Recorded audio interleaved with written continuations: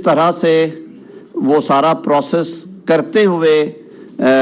پاکستان تحریک انصاف اور خاص طور پہ عمران خان صاحب کا رویہ تھا، وہ بھی انہیں دیکھنا چاہیے کہ انہوں نے کس طرح سے عدالت پہ یلغار کی، عدالتی فیصلہ ماننے سے انکار کر دیا، عدالتی فیصلے کو ڈیفیٹ کرنے کے لیے اور آئین کو رد کرنے کے لیے اسمبلی جو ہے وہ ایک فرضی رولنگ میں اسے کہوں گا، ایک انجینئرڈ اور مینوورڈ رولنگ کے ذریعے ایک مفروضے کے اوپر قومی اسمبلی تحلیل کر دی گئی، اور پھر وہ عدالتیں ہی تھیں جنہوں نے قومی اسمبلی کو بحال کیا۔ اس کے بعد بھی جب ان پہ پروسیڈنگز شروع ہوئیں، چاہے وہ توشہ خانے کے حوالے سے ہوں، چاہے وہ کنٹیمپٹ آف کورٹ کے حوالے سے ہوں، چاہے وہ ججز کو ڈرانے اور دھمکانے کے بارے میں ہوں، ان کا جو رویہ رہا ہے وہ کسی صورت بھی قابل تحسین اور ستائش نہیں تھا۔ آپ نے ہمیشہ ایک لاڈلے کے طور پہ سیاست میں کامیابیاں حاصل کی ہیں۔ میں انہیں کامیابیاں اس لیے کہوں گا کہ ان کے نزدیک یہ کامیابیاں ہی ہیں،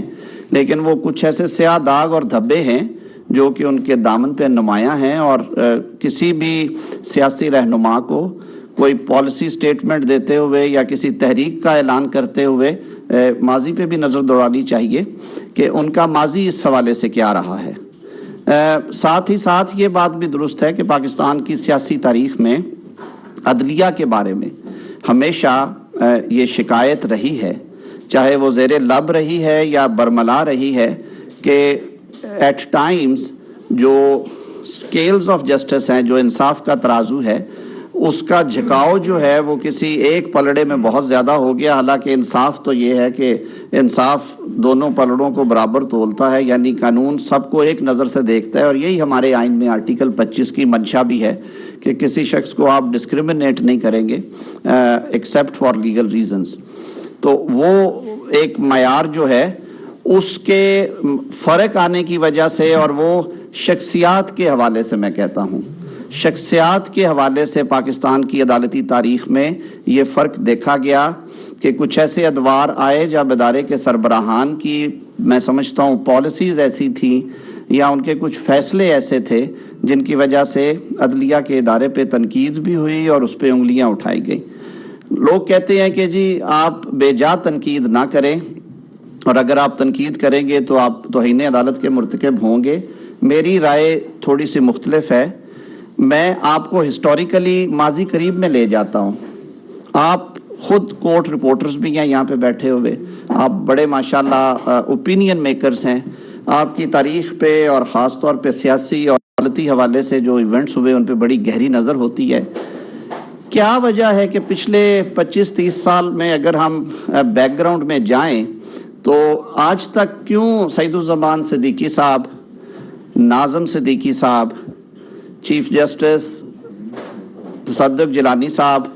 چیف جسٹس ناصر الملک صاحب کبھی ٹی وی پروگرامز کے یا اخباری خبروں کے یا مذاکروں کے موضوع نہیں رہے؟ حالانکہ انہوں نے بہت اچھا وقت گزارا، انہوں نے عدالتی فیصلوں کے حوالے سے ہمیشہ قانون اور انصاف کے عین مطابق فیصلے کیے، کسی متنازع فیصلے کا یا کسی سیاسی تنازع کا وہ حصہ نہیں بنے۔ یہ بات اگر میں کہوں تو بے جا نہ ہوگی کہ سب سے جو کڑا امتحان تھا اور مشکل وقت تھا وہ شاید چیف جسٹس ناصر الملک جو تھے ان کے لیے تھا، جب سن 2014 میں سپریم کورٹ کے دروازے کے سامنے دھرنا دیا گیا، پارلیمان کو یرغمال بنایا گیا، اسلام آباد کو ہوسٹیج رکھا گیا، لیکن انہوں نے جوڈیشل ریسٹرینٹ بھی ایکسرسائز کیا، اور جہاں پہ ضرورت پیش آئی انہوں نے مناسب احکامات جاری کر کے جو سپریم کورٹ کی فنکشنالٹی تھی اس کو بھی مینٹین رکھا۔ اور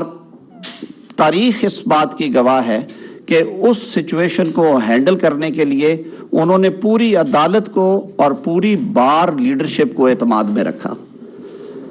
جہاں پہ تنقید ہوتی ہے وہاں پہ میرے خیال میں اداروں کے سربراہوں کے لیے خود بھی یہ ضروری ہوتا ہے کہ سیلف اکاؤنٹیبلٹی کے عمل پہ ضرور کاربند ہوں، اور ضرور دیکھیں کہ ایسی کیا وجہ ہے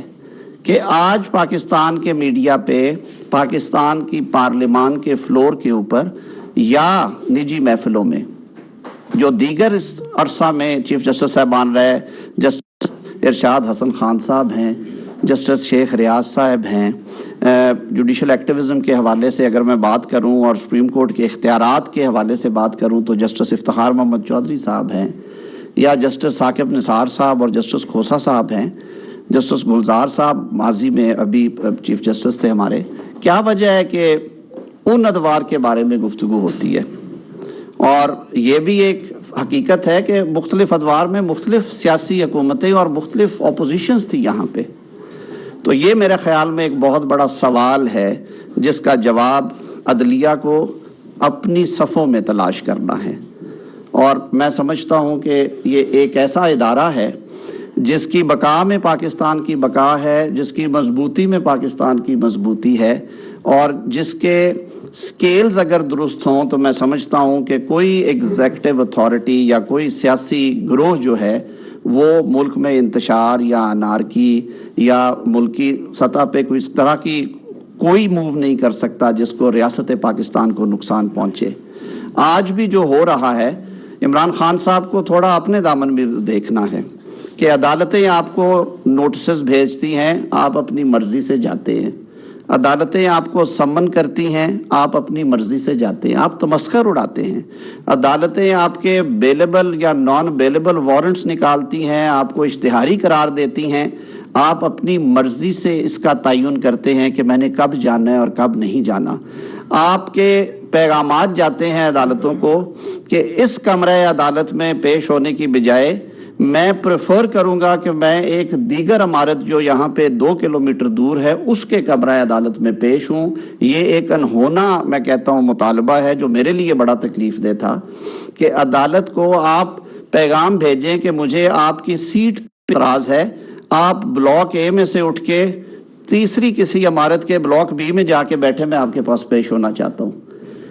آپ ایک طرف تو کہتے ہیں کہ انصاف سب کے لیے یکساں ہو، اور آپ نے نعرہ لگایا کہ ہم پاکستان میں انصاف کے لیے تحریک چلا رہے ہیں، اور دوسری طرف آپ انڈرمائن کرتے ہیں. آپ عدالت کے میں سمجھتا ہوں تقدس اور تقریب کو پامال کرتے ہیں جب آپ یہ حرکتیں کرتے ہیں. ذہن میں رکھیے کہ عدالت چاہے معزز میجسٹریٹ صاحب کی ہو، سول عدالت ہو، یا عدالت عالیہ یا عدالت عظمیٰ ہو، عدالت پاکستان کے شہری کے لیے پاکستانی آئین اور پاکستان کے قانون کے تحت ہر عدالت کا جو اس کا جو عزت اور تکریم اور منصب ہے وہ بالا تر ہے اور وہ بلند ترین ہے اور وہ ہونا چاہیے. یہ بات درست ہے کہ عدالتوں پہ تنقید دونوں اطراف سے ہوتی ہے، اور جب کوئی فیصلے ایسے متنازع ہوں تو لوگ اس پہ بات کرتے ہیں، لیکن ایک چیز جس پہ زیرو کمپرومائز ہونا چاہیے وہ عدالتی پروسیسز ہیں کہ آپ کو عدالت بلاتی ہے، آپ عدالت میں پیش ہوں. آپ نے ماضی قریب میں دیکھا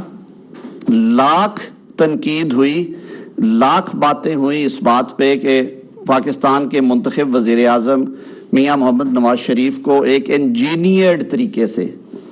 اقتدار سے الگ کیا گیا، جس طرح انہیں وزارت عظمیٰ سے ہٹایا گیا، جس طرح یوسف رضا گیلانی صاحب کو یک بجنجش قلم وزارت عظمیٰ کے عہدے سے پاکستان کے 20 کروڑ عوام کے منتخب وزیر اعظم کو اور پھر بعد میں میاں نواز شریف کو جس طرح گھر بھیجا گیا، اس پہ سوالیہ نشان اٹھے. لیکن تنقید ضرور کی. میاں محمد نواز شریف نے عدالتی فیصلے کی تعمیل میں جس میں کہتا ہوں متانت کے ساتھ اور جس انکساری کے ساتھ جوڈیشل پروسیس کا سامنا کیا، آپ سب لوگ وہ پروسیڈنگز کور کرتے رہے ہیں جو اسلام آباد کی احتساب عدالتوں میں ہوتی تھی. وہ اپنی بیمار بیگم کو لنڈن میں چھوڑ کے پروسیڈنگز اٹینڈ کرتے رہے، اور جب وہ اجازت لے کے وہاں پہ گئے اور ان کی غیر موجودگی میں جب فیصلہ سنایا عدالت نے تو وہ اس فیصلے کی تعمیل میں اپنی بیٹی کو لے کے living behind his ailing wife وہ واپس آئے. اور دنیا نے دیکھا کہ محترمہ کلثوم نواز صاحبہ اس دنیا سے رحلت فرما دی. اس وقت میاں نواز شریف اور ان کی بیٹی محترمہ مریم نواز شریف صاحبہ جیل کی سلاخوں کے پیچھے تھے. انہیں پیرول کے لیے کچھ روز کے لیے رہا کیا گیا، لیکن انہوں نے عدالتی پروسیس پہ تنقید اپنی جگہ پہ، یہ ہر شہری کا حق ہے کہ وہ فیصلے کے میرٹس کے اوپر بات کرے، لیکن پروسیس کو انہوں نے ڈیفائی نہیں کیا. پروسیس کے حوالے سے ہمیشہ انہوں نے تعمیل کی. آج حالت یہ ہے کہ پچھلے 3 ماہ سے اسلام آباد کی سیشن عدالت جناب عمران خان صاحب کو نوٹس پہ نوٹس، سمن پہ سمن، وارنٹ پہ وارنٹ بھیج رہی ہے. وہ وہاں پہ ٹانگ رکھ پہ بیٹھے ہیں. وہ کبھی کسی عدالت سے رجوع کر لیتے ہیں. حد تو یہ ہے کہ وہ اسلام آباد آئے، انہوں نے عدالت عالیہ کی پیشی بھگتی، انہوں نے ایک اور اسپیشل کورٹ کی پیشی بھگتی، لیکن جس عدالت میں ان کے خلاف اس دن فرد جرم عائد ہونا تھی اور جس عدالت نے ان کو سمن کر رکھا تھا بارہا انہوں نے یہ زحمت ہی گوارا نہیں کی کہ وہ اس عدالت میں بھی پیش ہو جائیں. تو عدلیہ بچاؤ کی تحریک چلانے سے پہلے میں سمجھتا ہوں کہ آپ کو اپنے کردار پہ، اپنے ماضی پہ بھی نظر ڈالنی چاہیے اور اپنے کنڈکٹ کو سامنے رکھنا چاہیے کہ عدالتوں پہ چڑھائی جب آپ کے خلاف فیصلہ ہوا آپ نے یہ چڑھائی نہیں کی. کیا آپ آج بھی عدالتی فیصلوں کو منوان تسلیم کر رہے ہیں یا کہ آپ کڑوا تھوک دیتے ہیں اور میٹھا کھا لیتے ہیں؟ تو یہ یکسانیت ہونی چاہیے آپ کے کردار میں، آپ کے کنڈکٹ میں. اور آئین اور قانون کی پاسداری کی اگر بات کرتے ہیں تو پھر آپ کو اپنے آپ پہ بھی لاگو کرنا چاہیے. آپ 3.5 سال سے زائد عرصہ اشتہاری رہے اور ملک کے وزیر اعظم کے طور پہ بیٹھے رہے، اور وزارت عظمیٰ چھوڑنے سے چند دن پہلے آپ کو خیال آیا کہ کہیں ان مقدمات میں پی ٹی وی پہ حملے کا کیس ہو یا پارلیمان پہ حملے کا کیس ہو، وہ دہشت گردی کے مقدمات تھے. پھر جا کے آپ نے عدالت کے سامنے سرنڈر کیا. تو یہ کچھ باتیں تھیں جو کہ قوم کے سامنے رکھنا ضروری تھی کہ ہمارے جو سیاسی رہنما ہیں وہ اپنے کردار کے حوالے سے، اپنے رویوں کے حوالے سے عوام آپ کو دیکھ رہی ہے اور عوام اپنے فیصلے میں کبھی غلط نہیں ہوتی. بہت شکریہ. ملک سعید صاحب بول رہی ہیں سر یہ بتائیے گا کہ ابھی جو مین چیز ہے وہ یہ چل رہی ہے کہ الیکشن کمیشن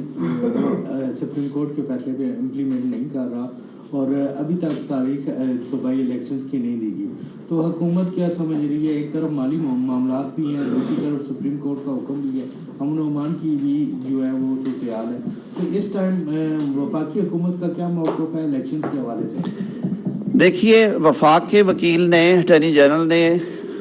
عدالت عظمیٰ کے سامنے کچھ حقائق رکھے تھے اور کچھ سیاسی جماعتوں کے جب وکلاء کو عدالت نے نوٹس کیا اور انہیں بلایا تو انہوں نے بھی کچھ حقائق عدالت کے سامنے رکھے. عدالت نے اس کے باوجود ایک فیصلہ جاری کیا اور اس فیصلے میں گو کہ ظاہر ہے انہوں نے یہ گنجائش رکھی کہ جو آئین کے آرٹیکل 254 میں یہ گنجائش ہے کہ جو 90 روز کی قید ہے وہ کسی بھی الیکشن کو غیر قانونی یا آئینی قرار نہیں دیتی. یہ لکھا ہے آرٹیکل 254 میں کہ آئین پاکستان میں اگر کسی چیز نے یا کسی فعل نے کسی مقررہ مدت میں ہونا ہے اور وہ فعل مقررہ مدت میں نہیں ہو سکا تو صرف اس وجہ سے وہ غیر آئینی نہیں ہوگا کہ وہ 90 روز یا 30 روز یا 60 روز میں وہ عمل نہیں ہوا.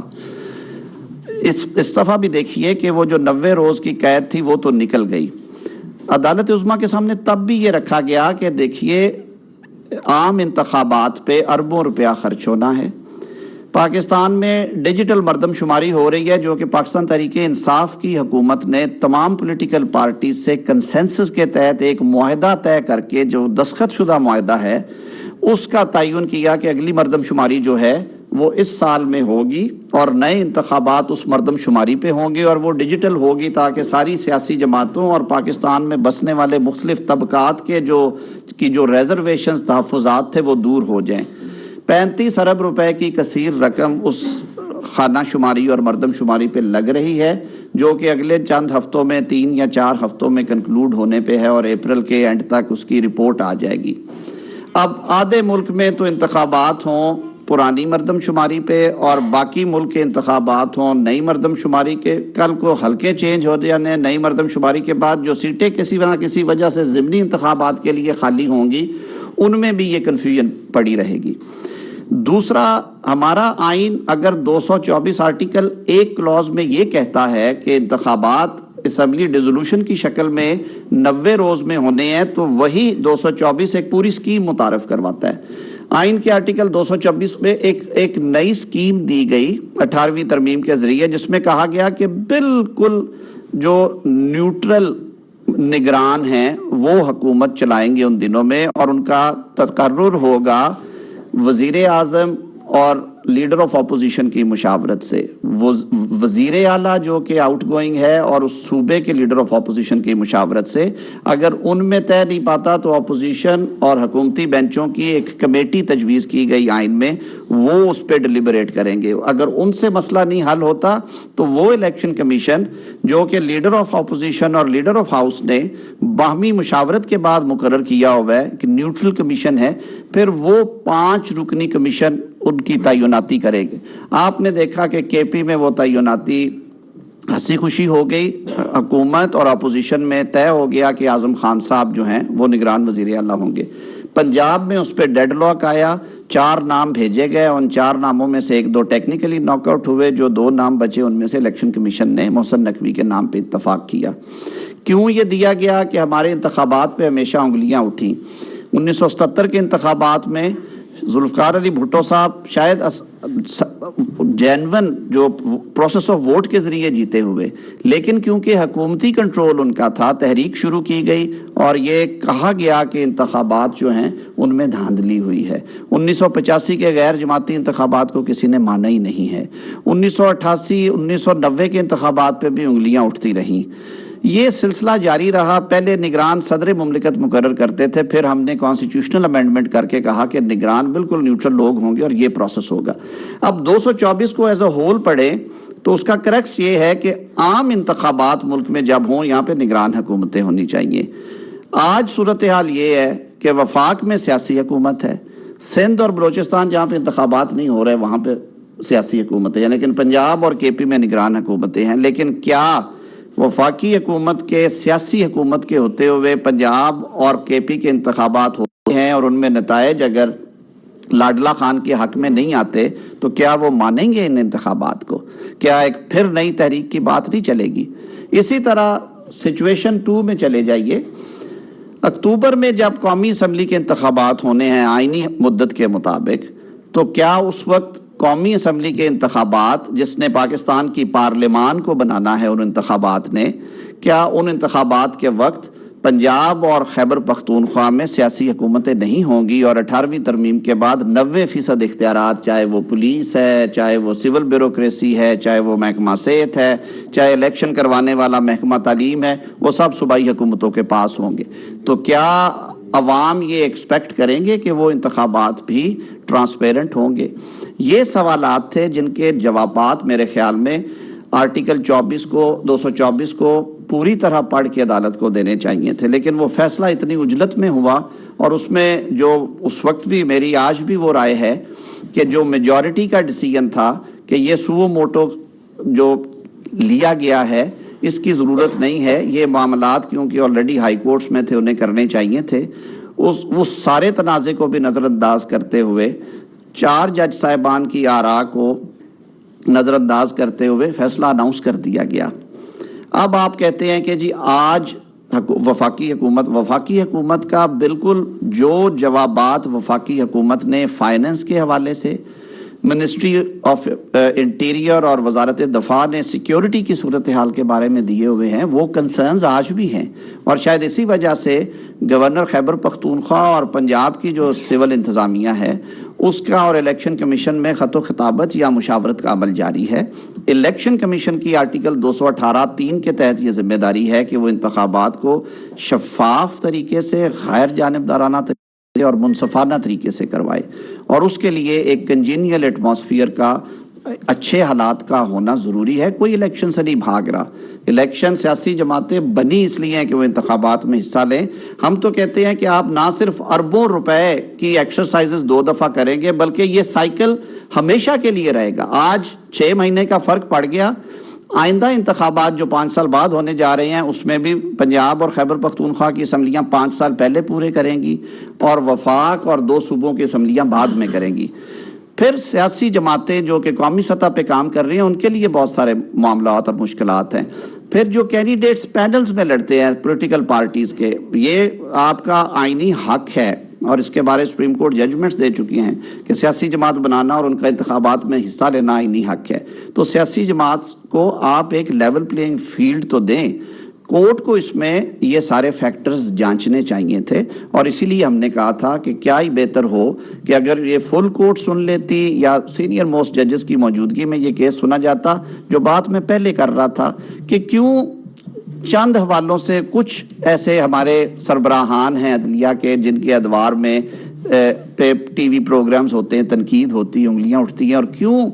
ऐसे लोग भी गए हैं जिनका नाम आज तक तारीख में हमेशा अच्छे लफ्ज़ों में याद किया जाता है। तो ये कुछ सवालात हैं जो कि मुअज़्ज़ज़ अदालत के लिए भी हैं कि वो इन पे भी गौर करें। जी राशिद हबीब साहब ARY से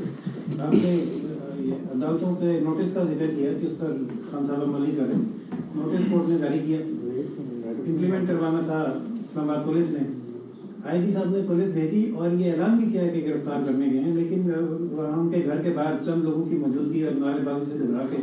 पुलिस वापस आ गई। तो कह रही है रिट एक पर्दे वाहिद चंद लोगों को इस्तेमाल करके स्टेट की रिट इस तरह डैमेज कर सकते हैं, और क्या रियासत फिर उसके बाद सिर्फ प्रेस कॉन्फ्रेंसेस करने के लिए? नहीं, बिल्कुल नहीं होना चाहिए। मैं तो खुद बिल्कुल कायल हूँ कि जो रियासत की रिट है वो बड़ी मजबूत होनी चाहिए, लेकिन रियासत अवाम के लिए हमेशा एक माँ का दर्जा भी रखती है। रियासत के रोल जो हैं वो थोड़े मुख्तलिफ भी हैं। हमें भी तो कुछ अपने दामन में झांकना चाहिए कि आप एक कौमी सतह की जमात के सरबराह हैं और आप ये क्लेम करते हैं कि हम इंसाफ के असूल के लिए और एक मुनसफाना मुआशरा कायम करने के लिए सियासत कर रहे हैं। तो आपने उस दिन जो तर्ज अमल किया कि आपने झूठ बोला और अपने चीफ ऑफ स्टाफ को कहा कि बाहर जाके बता दो, जिस तरह मासूम बच्चों को कई बाप कहते हैं कि उन्हें कहो अब्बू घर पे नहीं है, और वो बाहर जाके कह देते हैं कि अब्बू कह रहे हैं कि वो घर पे नहीं है। तो ये अपने रवैये की तरफ भी हमें देखना चाहिए। क्या है, वो कोई जेल नहीं थी, ना उनको ताहयात जेल में डाला जा रहा था। नॉन बेलेबल वारंट सिर्फ ये है कि या आप एसपी साहब को उस दिन मुचलका भर के दे देते, उनको सेटिस्फाई कर देते कि मैं उस तारीख को अदालत में हाजिर हो जाऊंगा, या आप उनके साथ चल पड़ते और कहते कि जी हाँ मैं बिल्कुल सरकारी मेहमान रहने को तैयार हूँ, मुझे कोई डर खौफ नहीं है और मैं ये प्रोसीडिंग्स फेस करूँगा। कल तारीख थी, उस पर पेश हो जाते। इवन मंडे को इस्लामाबाद आके सोमवार को उसी अदालत में दरख्वास्त दे देते कि जी बद्दा पुलिस को सरेंडर कर दिया उसने, आप अपना वारंट विड्रॉ करें। हफ्ते इतवार को भी एक्सरसाइज ये करते रहे हैं इनके लिए, तो इतवार को भी अदालतें खुली हैं। तो मेरे ख्याल में हमें अपने रवैये दुरुस्त करने की ज़रूरत है। रियासत हर दफ़ा अगर डंडा इस्तेमाल करेगी तो रियासत पे भी उंगलियां उठेंगी। इमरान साहब जी ज़हीर साहब समाज से। सर आपने जो प्रेस कॉन्फ्रेंस की उससे पहले भी जो अदलिया पे फैसले हैं उस पे पीटीआई का रद्द-ए-अमल सामने है, अब आप लोगों का रद्द-ए-अमल सामने है। इस वक्त एक ऑप्शन दिया है, इलेक्शन जब भी हो मुतनाज़ा ही होंगे क्योंकि मानना इमरान खान ने नहीं है या आप लोगों ने नहीं,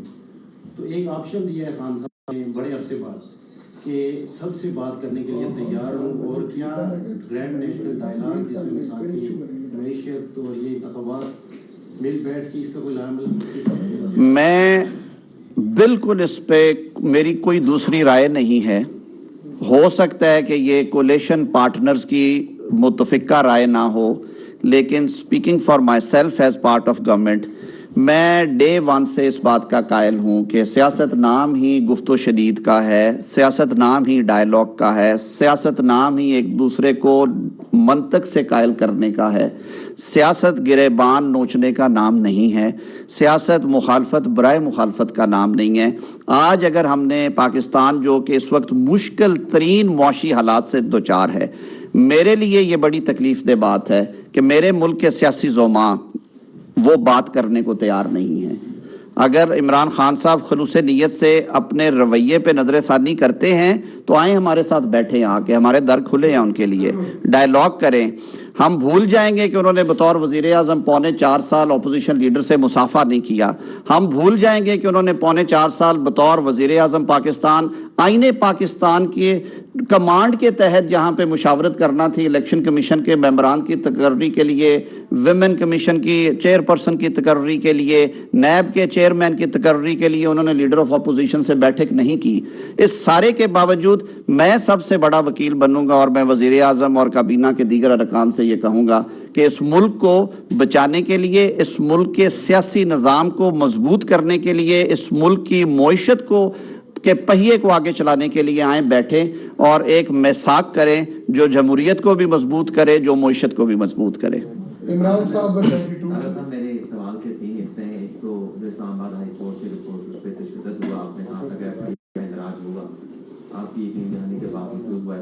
آرگنائز نہیں ہو سکی. دوسرا, وائلیشن اگر قانون کی ہوتی ہے, آپ فواد چودھری کو بھی پکڑ لیتے ہیں, آپ امجد شعیب کو پکڑ لیتے ہیں, شہباز گل پہ ہاتھ ڈال کے وہ بھی حوالات میں, آج سماعتی صاحب بھی, لیکن کیا وجہ ہے کہ عمران خان کی گرفتاری کا معاملہ ہے, ان کی طرف سے وائلیشن کی جائے تو آپ انتظار کرتے ہیں, آپ کے وزراء کہتے ہیں کہ ہم بھگائیں گے, گرفتار نہیں کریں گے. تیسری جو بات آپ نے مختلف یہ جو لاجکس پیش کی کہ الیکشن تاخیر ہونی چاہیے, سارے اکٹھے ہونے چاہیے, مردم شماری کا آپ نے کہا, نگران حکومتوں کو آپ نے کہا, لیکن فیکچوئل جو بات نظر آتی ہے کہ جو عمران خان کی پاپولیرٹی ہے وہ آپ کو نظر آتی ہے کہ پاپولیرٹی کی وجہ سے آج الیکشن ہوئے تو وہ سویپ کر جائیں گے, وہ جیت جائیں گے. آپ کی کیلکولیشن کیا ہے کہ کتنا عرصہ آپ اس معاملے کو کھینچیں گے کہ الیکشن جو ہے وہ تاخیر ہو, عمران خان کی پاپولیرٹی نیچے آئے اور پھر آپ الیکشن کے میدان میں جائیں؟ پہلے آپ کے آخری سوال کا جواب, تاکہ وہ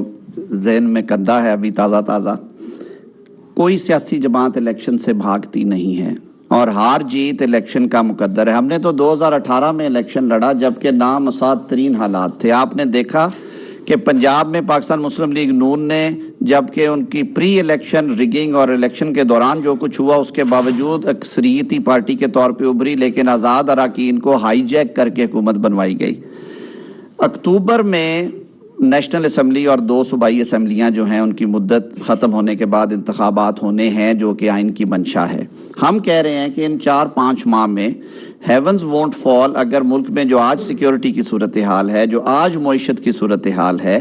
اس میں کچھ بہتری آ جائے اور انتخابات ایک وقت پہ ہوں تاکہ ایک مستحکم حکومت بن سکے. اگر وہ عمران خان صاحب کے نصیب میں ہے, وہ اکثریت لے جاتے ہیں اور بھاری اکثریت لے جاتے ہیں, تو ان کا فیصلہ سر تسلیم خام کریں گے.